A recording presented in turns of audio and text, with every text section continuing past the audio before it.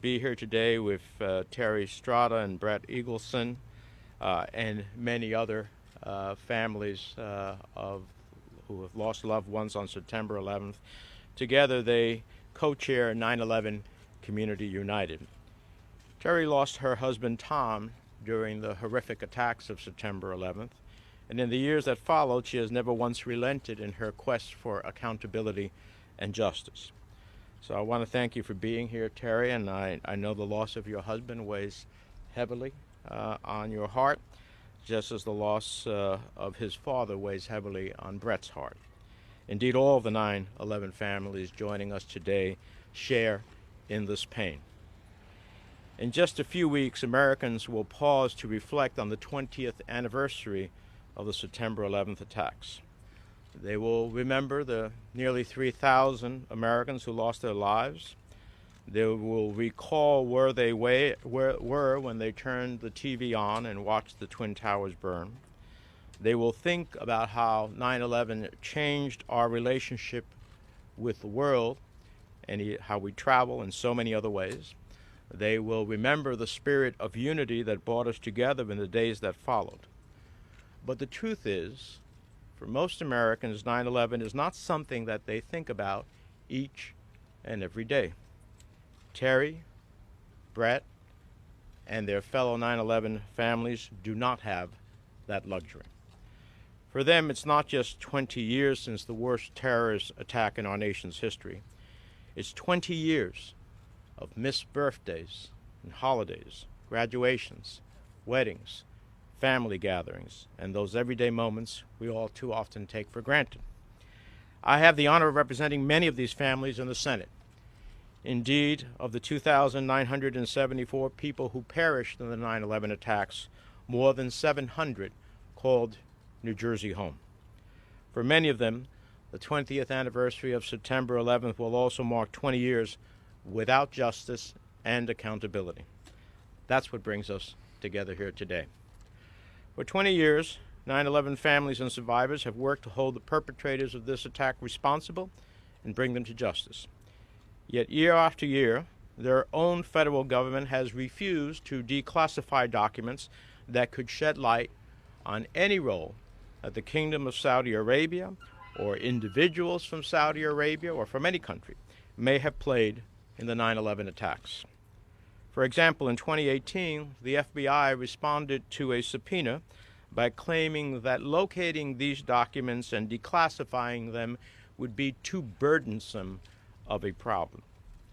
But I respectfully suggest that any bureaucratic burden pales in comparison to the burden that weighs down on our 9/11 families. Then in 2020, former Attorney General William Barr and then acting National Director of Intelligence Grinnell invoked the, quote, state secrets privilege to block access to some of these documents with no explanation at all. Attorney General Barr actually claimed that even the simple act of explaining the Trump administration's rationale for withholding this information would threaten our national security. Well, I don't know, but given the past administration's reputation for kowtowing to the Saudis, I question exactly who they were protecting by invoking the state secrets privilege. These families want answers. They want justice. They want accountability. But without transparency, they will be denied all three. That's why today I'm introducing the September 11th Transparency Act, bipartisan legislation, along with Senators Cornyn, Senator Blumenthal on the Judiciary Committee will be joining us shortly to speak, Majority Leader Schumer, Senator Chuck Grassley, Senator Booker, Senator Gillibrand, and on the House side, Congressman Hakeem Jeffries will introduce the same legislation with other colleagues. And I want to thank them all for their leadership. This bill would direct and require the Director of National Intelligence, the Attorney General, and the Director of the CIA to conduct a timely review of all the relevant documents and declassify them as appropriate. And if the agencies do not declassify a document or record, they will be required to provide Congress with a justification for that decision. So we will at least know that a document or record exists by them saying that we have a record, but we are not going to declassify it for whatever reason. And then Congress can act upon that. This bill is modeled under the Abbottabad bin Laden raid document declassification in 2014. That declassification brought a treasure trove of documents and insights into this whole tragic matter. I've always stood by 9/11 families and survivors in their quest for justice. Back in 2015, I joined Senator Corden in an effort to pass the Justice Against Sponsors of Terrorism Act through the Senate with a veto-proof majority. The passage of that legislation, known as JASTA, was a major step forward for 9/11 families seeking to have their day in court. But as a former trial attorney, I can tell you, you can't make your day in court if you don't have the facts and the information to be able to make your case.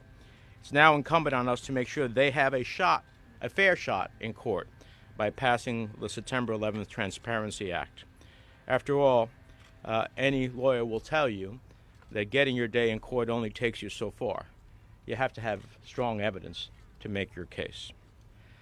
So let me close by saying I don't deny that sometimes the federal government has a legitimate reason to withhold classified documents. For example, there are times when disclosing information prematurely could jeopardize ongoing intelligence efforts in the field. But let's get real here. We're talking about the declassification of evidence relating to an attack that took place 20 years ago. And not just any attack, an attack that claimed nearly 3,000 American lives. If the United States government is sitting on any documents that may implicate Saudi Arabia or any individual or any country in the events of September 11th, these families and the American people have a right to know. If information is power, then we must give the 9/11 families access to that information and any power it provides them as they carry forward in their search for truth, justice, and accountability for the September 11th attacks. Now, since I've been told there's some Spanish press here, let me just say a few words in Spanish before I turn to Senator Blumenthal. Nuestros esfuerzos aquí hoy con las familias de septiembre 11 es para crear justicia, es para tener transparencia, es para asegurar que ellos pueden tener, después de perder tantas vidas de familias, la oportunidad de saber quién participó en ese día de infamia en septiembre 11. De clasificación de información que tiene el gobierno federal, sobre todo después de 20 años de que fue ese día trágico, es una forma de que estas familias pueden saber y, si es necesario, llevar su oportunidad a las Cortes de los Estados Unidos. Pero sin esa información no hay justicia. Sin esa información no hay fin. Sin esa información actualmente no se puede crear una clausura en esta herida.